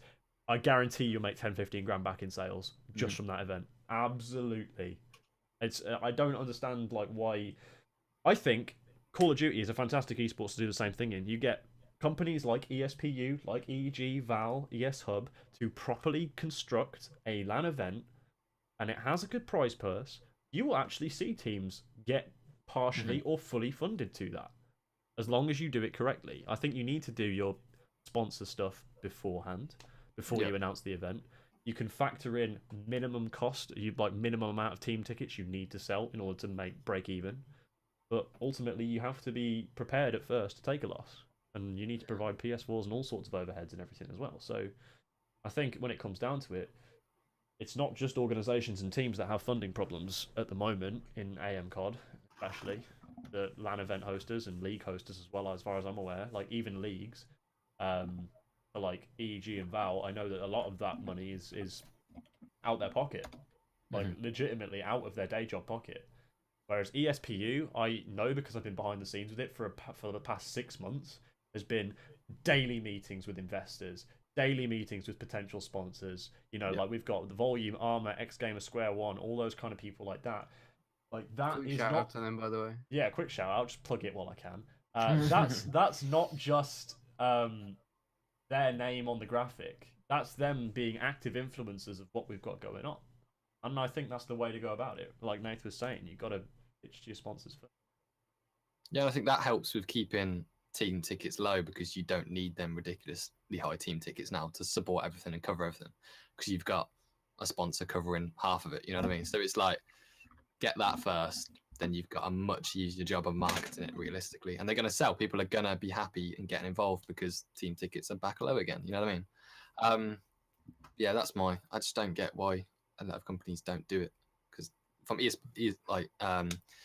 Esports Hub point of view, that's a big loss. That's thousands. You know what I mean? Yeah, they I think you forget that. That's PS4 monitors, games. Obviously, you can bring your own game. Like mix amps. PS4s are like 300 quid each. You know what I mean? That's a lot. Obviously, venues probably. Apparently, they already made the purchases as well. Like, they've already made those purchases. They've got a massive backlog of PS4s and stuff now. The idea, as I understand it from ES Hub, which is no slouch to these guys as well, they had everything ready to go. I just think that the way they covered their profit loss margin wasn't right, and I think they can definitely sort that out. 100% they can. But they bought everything in advance. They were ready to go. They had the venue booked, and in the end, it ended up being like, the best way to describe it would be that, like, they had accounted for everything but the one thing that they didn't account for, which was the fact they wouldn't sell enough tickets. And because they didn't sell enough tickets, they didn't have a prize pool. Because the prize pool wasn't big to start with, people couldn't justify going. So I think there's definitely room to work with it. I think it's a model which you have, obviously, and they were trying to chain them together so they would have more events in the future. So the investment's made here for a long-term goal, which I think is fair enough. Bit off topic, but what Ramsey put in the chat then is kind of like, if you've got a brand to work with, yeah, don't ever pay for something if you have to. Yeah. If you can get a sponsor to cover it, whoopie do. Mm. That's not money you're paying out of your pocket. Exactly. But they're paying for something at the end of the day, you know what I mean? This is actually Like- a really good point. I can Yeah. relate this to the recent London major for CSGO. Now, Yeah. I was there, right across the road from the major, from Wembley SSE Arena, was a Hilton. Mhm. And there was a deal specifically made with that Hilton to Yeah, be, smart. on the event, we are going to use this hotel and it's going to be right outside for 10,000 plus people to see. It's literally, you had to queue past the Hilton to get in. So everyone would see all the players walking out of the Hilton, all the talent walking out of the Hilton. Yeah. And it's like, hey, you've just given us all There you the go. accommodation sorted, but you've just got 10,000 eyes looking straight at that Yeah, hotel exactly. and all the players coming out of it. Like, you've done There we yourself go. there. And it's exactly like that. I think you're right in what you say, and I think Ramsey's right in what he said as well. Cool. I think that's the end of the show then. Doing We've kind of questions. exhausted stuff. Yeah, if you have any questions, by the way, I don't know if we've had any people throw them at us so far, but mostly it was just around that topic. If you are in the chat at the moment, or you've heard about it on Twitter, throw us some questions quickly, and we'll see what we can do. We'll riff off for a little bit just to see what we got. I know there's a little bit of delay on stream, so we won't have any questions. But I guess that's where we're at for now. If we don't get any questions or anything like that, then we'll throw our way out, and we'll see what we can do. But just to quickly throw a bit of a plug in while we've got a bit of time, we do need to give a shout out to the sponsors who make the ESPU and ACL possible, which are obviously Volume, Armor Centrum, X Gamer, and Square One, along with the ESPU guys themselves. Organizations involved, of course, are fantastic. We obviously have a strong relationship with a lot of the community now, and the work that we're doing here is obviously to kind of revolutionize what we have in AM scene. Now that's the reason why I signed on for it. It's the reason why Brody signed on for it so early as well, that we couldn't do any other events. So it's a choice that we made, and it's something that we're happy about. So remember that the 5K is coming up this weekend. ACL tickets have now gone back on sale after the early bird ones have gone. They are completely gone now. The prices have now gone up. Check out all the details over on the ESPU Twitter, and that should be about it for the plug. Not hard plugging like Brody did for like. I'm not a sellout, boys. I don't get paid enough to do that. How many teams are you expecting to? I don't know the full margin, but I know that we've already sold all of the early bird tickets, which were 20 or something. That's obviously like a lot of costs come back. And even with the ACL and stuff, like all the events that ESPU have run before are not necessarily massive events. Think about it: the Easter and Summer Cups, they're all like 8, 12 team stuff. Yeah, they were invitational, weren't they? But there's some qualification. But all the teams, and I consider those to be a massive success with the work that we put into them. So we don't necessarily need to have a mad flight of teams in order to do well. Yeah, I was just saying that just because I know like the thing that you heavily promoted was every team's gonna get casted, have their promotion shown, and if there is like 70, 80 plus teams like that, like. Do you know what I mean? Well, that is the reason we have been working, myself and Brody, on this thing called the Casting Academy, where we have been actually trying to farm casting talent to make sure that we can kind of get things up. And I know that some people that are involved in that we can have secondary streams, third streams, and Nathan gets timed out by chat. Of that. But we've got we will have secondary and third streams when the whole thing gets running. Obviously, the first couple of 5Ks are ultimately a pilot. And do work to a way to kind of me and Brody to test the water to see what would be the best way to go about it with these new casters. And obviously Rab, and we had other ones like Trix and Ramsey themselves, they're all getting involved, and it's good to see. I've had messages just off of the 5K from about 2 or 3 different guys who want to get into it as a result as well, and we can totally go for it. Okay, yeah, I was just gonna say, I feel like that's another big worry for a lot of small organizations, especially with the funding and expecting nothing really back, is that at least that they can can get on stream. How do you get your stuff brand like that? seen? Yeah. No, that's part of the aim for it as well. The ESPU don't, as far as I'm aware, I'm not totally part of the management or whatever. I'm just a caster at the end of the day. But from what I know, we boys kind of don't want to make it so it's just, hey, you compete with us or whatever. You also are here to market yourself. It's a two-way street, so you get what you get. Okay, yeah. So I saw a question fly in, which is Nathan, what grade is your fade? You gotta get 2 to the 1, mate. 2 to the 1. All right. It's pretty fresh, pretty fresh. Pretty fresh. My hair's dead, like dead trim. Absolutely. Yeah, I've got a hat on for a reason. Yeah. I don't know if Go Chris on, wants to whip it comment off, his own whip here. it off, Go on, Jip. Jip. Go on. Go Lovely. on. Here we go. Oh. Oh, put it back on. Put it back on. Did your mum use a pot? Yes. Mum's putting out the Pyrex dish on that one, dude. Fucking hell. We actually have got decent questions here, though. Yeah, we have. Ramsey, What yeah, is the man. most amount of money you have lost funding a team that hasn't done anything? Not sure if this is a good question, but worth a try. Most amount of money that you've lost funding a team. Now I think we've all Nathan, had if you want to go experience first, I can go after you. AJ, man, waste of money. Nah, joking. AJ's worth it. AJ's worth it in my heart. I don't think waste of money. Probably like the youth team I had. IW, they didn't do too bad, but Kemzo and Karmaholic, if they didn't want to play, they didn't play. And it was like, I remember on holiday when they refused to ban, I was like, right, awesome, that's my entry fee down the drain. I don't think I have a better example than that. It's only a small one. Go on, Jip, you said you'd go after. For me, to be fair, I've Every never team really- you funded. Shh, man.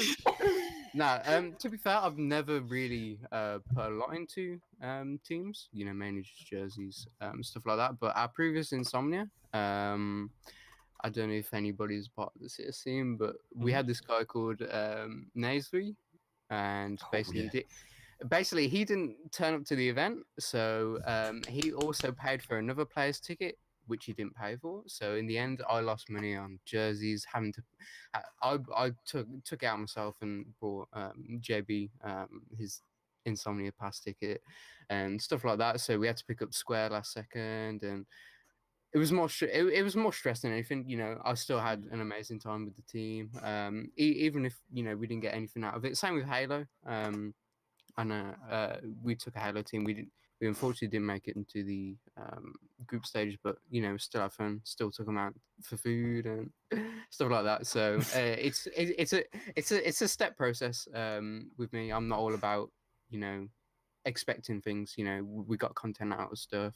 I was gonna say at that Insomnia, we still got like 3 or 4 videos done out of it. Like food reviews, like small stuff like that. But those videos are getting 100+ views.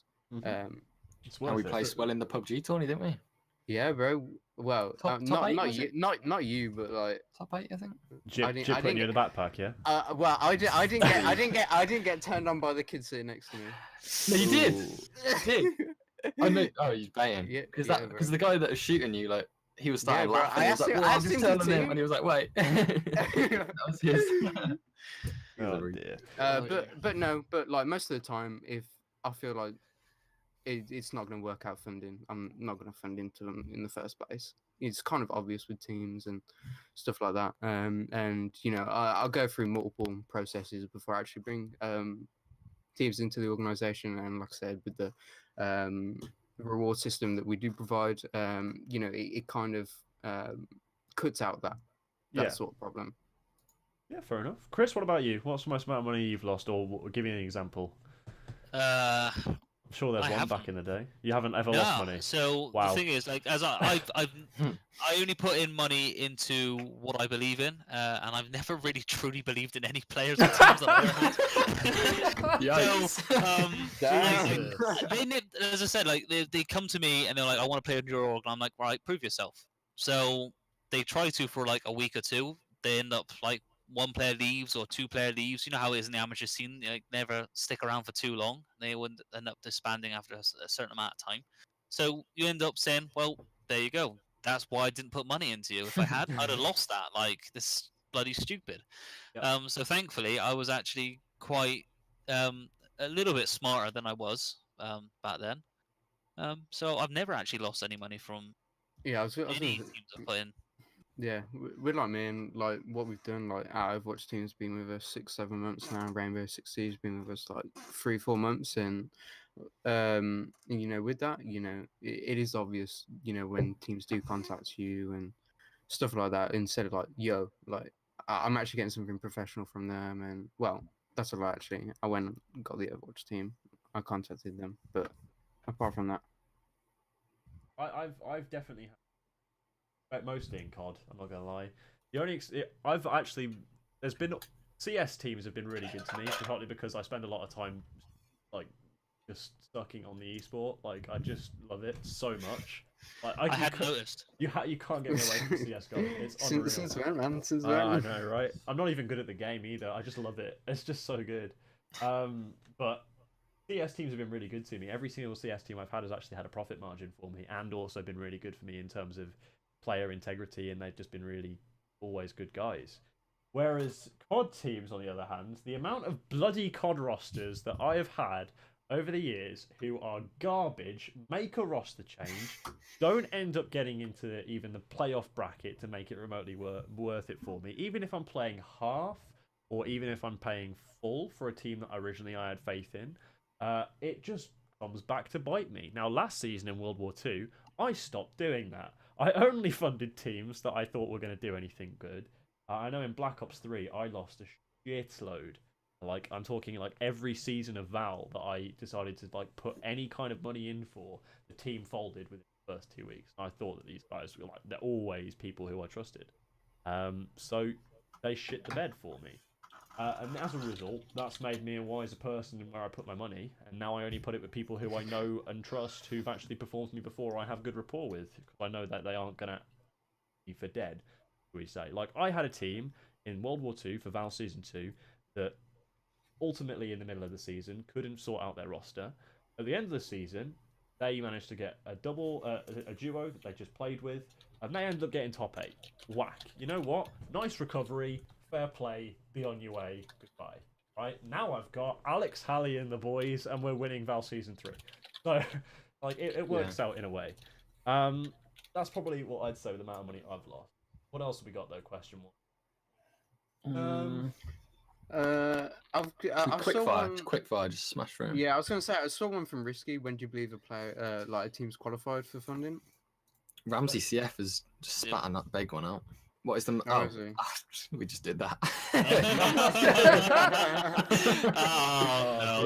Paying attention. We'll go with that one. When do I think a team's qualified? I think it's qualified when I see a team being a worthwhile investment if they are actually mature and good people and can understand what you want to do with them as an organization, rather than where they place. Now, obviously, placements are a big thing, but if they can understand what you do from an organizational perspective as well and respect it, I think they'll. Because they're really hard to find. And like Nathan said, and I know he keeps on about HGN, but it is like a proper thing that you know, it isn't just placements at the end of the day. Loyalty is key. It's what more you can get out of it. Do you know what I mean? Like you could pay someone like HJ Copley and stuff like that, and you are going to see a return. You know, just on the streams alone. You know, the amount of views that they bring in and stuff like that. Favorite YouTuber in the world asked, "How do you feel that Twitter might be taking away likes next week?" Really? They won't. No, that's just, they've said this for years. There's always just speculation. Like the edit button and the dislike button. They took away. It's never gonna happen. What would I do with my like without that like button, man? They took away our favourites and replaced it with likes. Remember favourites, the star? Yeah. Yeah. Goddamn. OG Twitter. Favorite colour, everybody? Cyan, green. I like blue. Baby blue. But see, my original colour is now red, but my original was like turquoise. Turquoise is like a shit off colour. Oh, boys, turquoise are a quality colour. Love that. Whoa. God, feel a bit. Nah, it's got to be baby blue though. As he wears a red t-shirt. I thought it would be like off-white. I'll get it off right now. Like... Whoa, don't please. Right, what else we got? I haven't got glasses on. Yeah, the rest of them are like thoughts and all, so I know people probably don't want to talk about all I'm not going to voice my opinions on OBN, Lizo Esports, or just app. One thing I actually do want to bring up though, real quick, is how we were talking about the rule set earlier, and I was saying about Aches taking it into his own hands within the hour.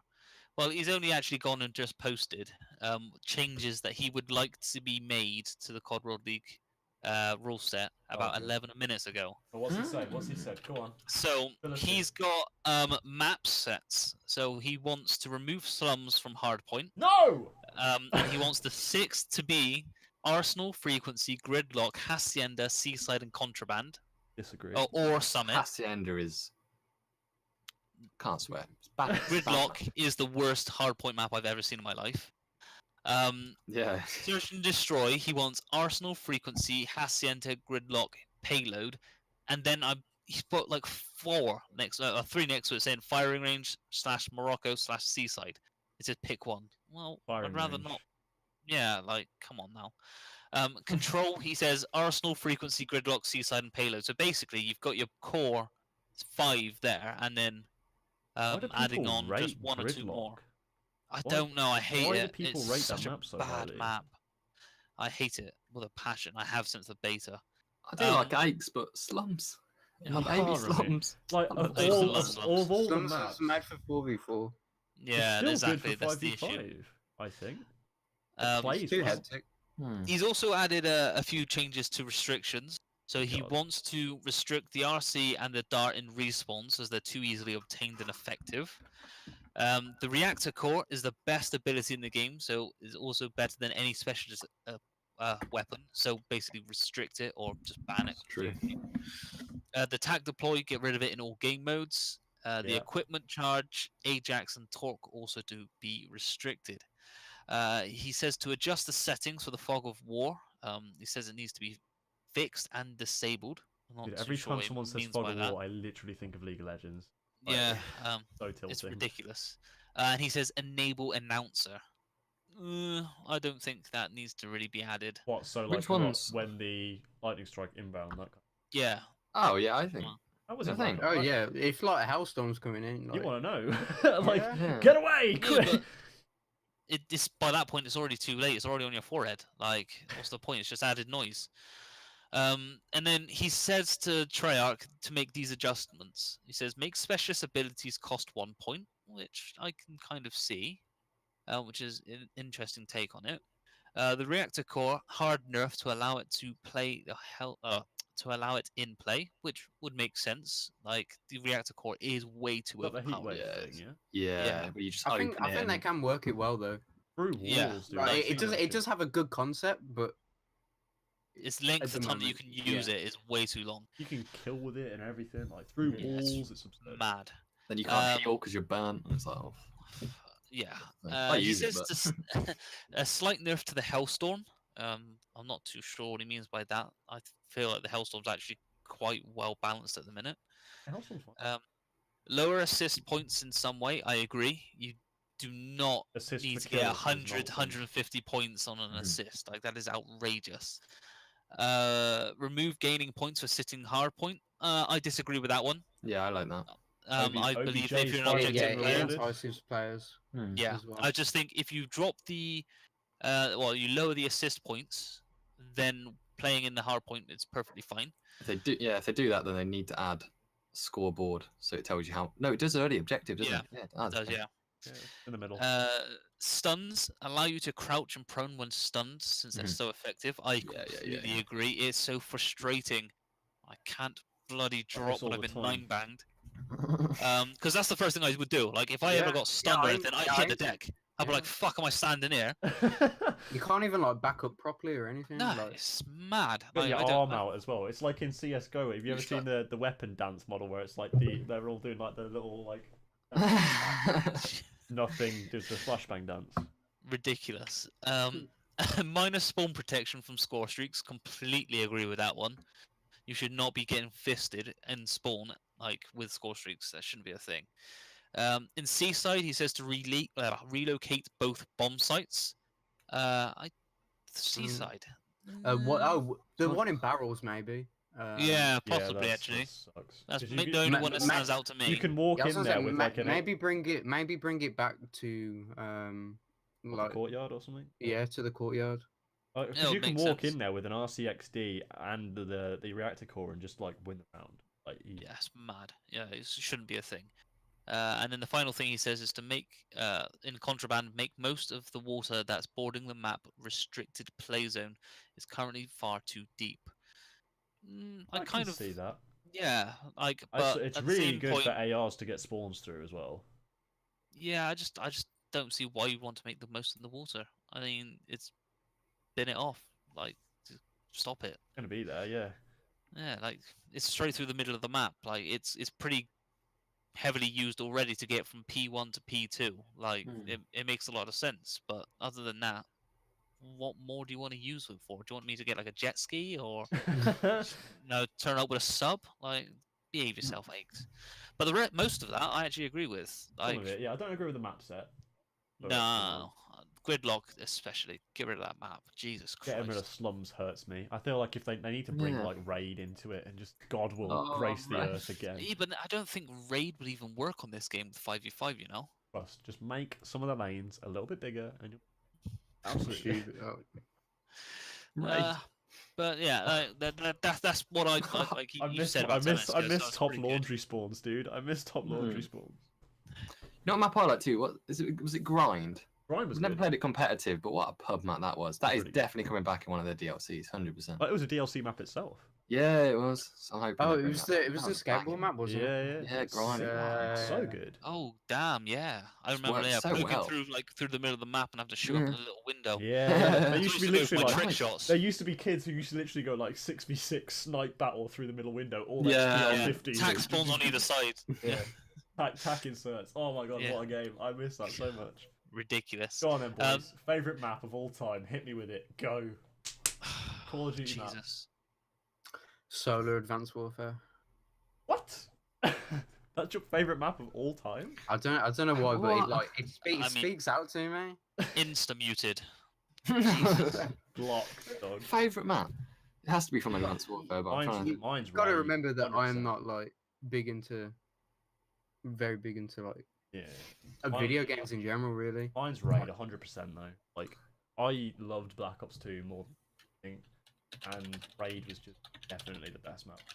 Like, Okay, it depends. We talk competitively or No. just map? even for pubs, I loved Raid. Okay, Rust. To be fair, No. Comeback Uplink. Oh my that was god. so much fun. We used to be What so a- good at that as well. Yeah, it was Comeback Uplink really- where you can slide, throw the ball. Get me back on Just the fucking wall runs you jetpacks. can make. Like, it's Wall so runs. sick. Didn't have any wall runs in Advanced Warfare. Come on. It was like... Basically. Come on. Just slide. Combat Detroit Hardpoint. I Oh, was just about to say Detroit. I had to Man. wet myself in a sec. Biolab was average. It's alright. Bang average. Depends. Retreat was bang Yeah. average as well. What was the one where it was like the Greece map? Oh, What a Terrace. shit map. Terrace. Oh, Terrace was trash. Yeah. what a wank map. Oh, what was the Christ. other one? What was it called? The one that was like an S and recovery S. Oh, that was a disgusting. Is that the one on the far left when you had like the trucks? yeah. Like, it was really open on the far left. Yeah. Yeah, on Crimson, pubs, it's they like used to that have like a naughty volcano three. meltdown or something. Oh, and you moved on the other side of the. Yeah, whack. Good for Talking SEO. about that. Yeah. Talking about like dynamics in maps. I think they're really cool. But did you see that? There's a tiger under. Yeah, One of the Yeah. can't What? fix my What? podcaster, but can put a tiger under the map. Like, Like, what? That is sick. But at the same time, someone was like Why? hearing footsteps, weren't they? And they were like, yeah. There's a I think- tiger underneath the map. Is it on Hacienda? yeah. Yeah. Like, Yeah. I you saw thought it was that. a 1v1. There's You thought like it was there's someone. like a grid there's like a grid outside where there's like a cage or like a cattle grid underneath tiger. Just walking around. Walking around. Right. Oh dear. Okay, I need to find this. There must be a way to bring that tiger up then. If Nah. they've put it in the map, there It'd be must be a cool. way. No. Like, you I can't like sure stuff like you that. will. Ghosted that well, I think. Where it was like, dynamic map elements. yeah, but you've got a care Opening package. doors Yeah. and KEM strike on strike zone. Yeah. And And then like a it was- care package on that certain map, you'd call in like aliens, or you'd call in like strike, like something that included in the map. You know what I mean? So that could be like in Black Ops 4, it could be like release the tiger, and it's fucking OP, and like 3 times the health of the dog, and it just it's everybody. No, the dog's Wow. already overpowered. Yeah, the enough. dog's Even what if the- it's way too powerful. Okay. A Like, dog would Made out of literally in real life. vibranium, man. Bro, they wouldn't take a bullet in the head in real life, so why the fuck are they taking half of my mag running around? Like, what's going on? What are they built out of? they've No, had it's a not man to dog them, they're like material. Wolverine, that's what it is. Yeah, mate. They're insane. I remember Ridiculous. Octane as well with the gas station. That we flew Oh over. god. Oh yeah, and it like close it down. Yeah, that's Oh, quite annoying sometimes, but it was clever. I banging it. liked Ghost for those sort of things. Another thing I liked as well was like, you remember on Octane as well, where you had to like blow up the wall to see over into the ace. Oh shit, that was a bit. That was weird, Something but I like liked that. it on Freight with the doors. That was cool. Yeah, and you could, and it's really obvious when they open them. And Yeah. we would always be like, "Yo, quick, close bomb beer, quick!" They can't. It was so obvious when they, because Yeah, it so literally obvious when echoed they the go- entire map. Yeah. And the gate, you have to knife it, and it was like ding across the entire map. So, Yeah. alright, that's Yeah, you know they're open. coming underground. Yeah. Yeah, underground rush coming in hot, and then every 4-man rotation down towards the Yeah. side. Love that. Love that so God. much. Those were the days. Those Those were were Call of Duty. That was Call of Duty back then. That was Yeah, bloody hell. let me tear up, man. Jesus. There was one question in here as well. Go on. I can't. Demise online TV. Where would you see yourself now if it wasn't for esports? Probably doing broadcast journalism at university or something like that. I feel like It's I'd not- be in broadcasting anyway. Mine's I just feel like it's my niche. really like fucking sad. I'll probably still be playing like Minecraft now. No joke. No, it's like Jesus. no. That's how I used to make money back in the day. It was like I used to like build servers and shit like that, Oh really? and make money off that. Yeah. Fair play, mate. What about you, Nath? I've always been in like it kind of relates to what I'm doing now in esports work, but digital marketing. But I only was keen on that because I started Radiant, so I actually don't know because I only went to sixth form to like stretch out until I could make esports a full-time thing. You know what I mean? Making a decision. I fucking hated sixth form. I know you unfortunately. left, dude. Yeah, literally, I sound like a dropout. Innit? I dropped out of sixth form. I dropped out my apprenticeship, obviously to go full-time esports. But Went sixth form up Works my out. road, literally like up the road. yeah, it was nice. Nice seeing my mates every day, but shit school environment. I thought I just didn't like it. I hate Yeah, it. that's why I didn't do sixth form. I don't like someone I was- telling me I what was to sick, know. Yeah, and I was that. sick of school, man. School, like it. school blew me off, like in the sense that like sixth form was crap, and I got so sick and tired. Like I got good A level results, fine. Like I didn't even get, didn't get below a C. All I right. had 2 of them remarked. God, Anyway. alright, mate. Just I'll flex. flex it, Yeah, okay? Weird flex, but flex. okay. Odd flex. Either which way, like I hated sixth form at the end of it. I just couldn't do it anymore. That's why I took a year out. I'm not going to uni, like this year at least. Like fries my head. I hate the concept of having to go and do work extensively so hard, but like barely any. I wish I went to uni. I think Nah, that's like. fuck that. I don't know if I'll No, go. I mean like just the experience. I you don't know if Oh, I'll go. it's Like all great, my man. friends have gone. Like I'm going to visit one of them this day. Will. Big man, Will. Big man Will. I'm going to go see him in Bath this weekend. I'm also Bath. going Bath. like week after up to Oxford as well. Where one of my see my friends. I'm bloody everywhere. Go Leeds, Bath, Oxford, Edinburgh. Big Got any old friends trek. anymore? That's one thing about staying home when everyone goes to uni. Is you're lonely as shit. Yeah, I working am from home. so lonely. Work from home feels I'm so lonely. Yeah. When was the last time you went out your house, Nathan? like 8 months ago, bro. Some shit, man. I don't know. Fuck Has that. anyone was come? like Has anyone come 62? over to trick or treat you? Yeah, we had like 3 people. Really? Yeah. Jesus. There was like, got- yo, we got a white pumpkin, bro. Yeah, people roast my pumpkin on Twitter, man. How Nah, fucking bro. dare you Nah, roast my pumpkin? That's a it's a new Yeah, way, isn't man. it? Literally, mate. It was called a novelty pumpkin for Morrison's. £2 cost me, mate. Dick. Bloody Brexit, ain't it, mate? Disgusting. I can't see. I feel like we just had like a general fuck esports. Talk about life. I can't see any more. Oh, actually, there's one more thing we spoke about. What's before we came on. esports law? Did anyone see E United's tweet? What do we think of his tweet about optics? I think it's It just was funny. class. Like, I don't know why people took it so serious. Scott bragged on it. Like he bit that 10 so out of hard. 10 meme. I Like, fe- He did, mate. I think It was you so should good. keep to that black and the green branding though. It does look nice for him. It works more than the red. do that for their academy team. Mm. Bets. Yeah, I, Probably I better really- than the I- Optic roster. that's why I love E United though. Like it's just so bants. Like there's Yeah, just it's good. quality. No, I'll just advise following that space station. Like every post is like them doing like a meme video, yeah, and The like thing is, roasted posts in like the that, world. yeah. United, fuck, that was really good bait. But the thing is, as a player, who you going to go for? United or Scumpy? Who you going to support in that situation? You know what I mean? As much as he's been baited the fuck out, and he's fuming at the moment about that, He's been and he's gone. just caught that at the worst moment. Unfortunately, United will will probably lose a lot of respect after that, and that's not good because.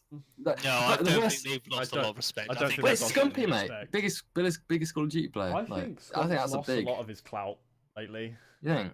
because he just. I think sucks. he will always be the biggest like personality. I think I Crim's just probably wanna- overtaken him. Right? Really? Genuinely, Crim? I think more people are fans of Crim at the moment than they are of Scump. Like hardcore, Yeah, diehard. I think fans. Scumpy's dropped off a little bit. I think that's just because his bad He's- performance last year, innit? But Stop making YouTube videos.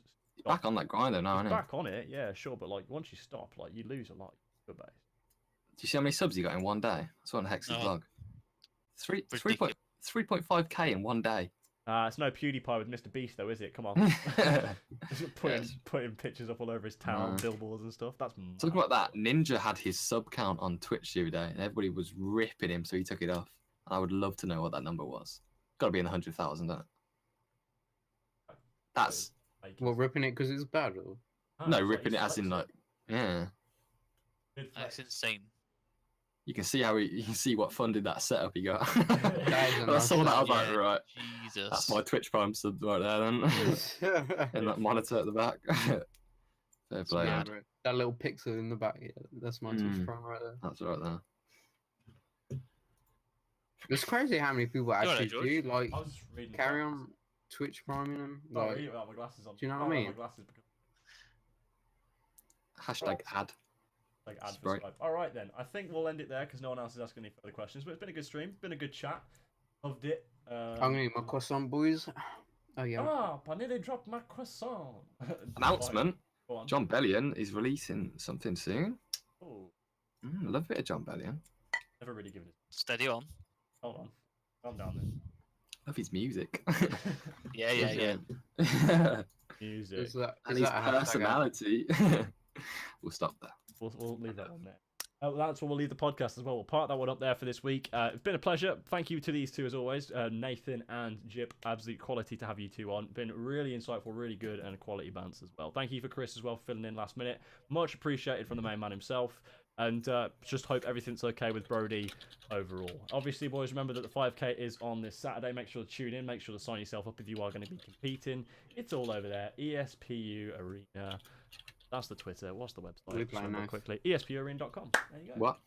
Are we playing in the 5K? Yeah, go on. We're gonna Did last fucking week. win You the did 5 really k. well, wait, actually. We played in the last one. We got like Place the 500 same as my youth points. team, mate. Maybe just pick yourself up, dog. That's what. There's literally facts that say it to the viewers right now. I'm the best all-owner that is playing right now. Pick me up. Get me to Vegas, boys. Right? Get me to Vegas. I'll prove. I'm prove my gonna worth. have to get Right? Stubbsy back on the stick. Oh, Stubbs, sit in L Stubbs. It's all you good. It's all you good for, mate. Sit down, put your controller down. Let us kill. You know what I mean? Bloody Stubbs. All going to 10 man's coming up soon. Oh, let's do it. Let's Keep do an eye it. on I'm your down. Twitch. I'm stream. down, I'm down. 100% down for that. That'd be mad. Get Davey, That'd be get cool. Miller, and a few others. Get them on. We'll Yeah, that'd be sort it sick. out. Right. Either which way, in a bizzle, boys. It's been a pleasure. Yeah. Cheerio.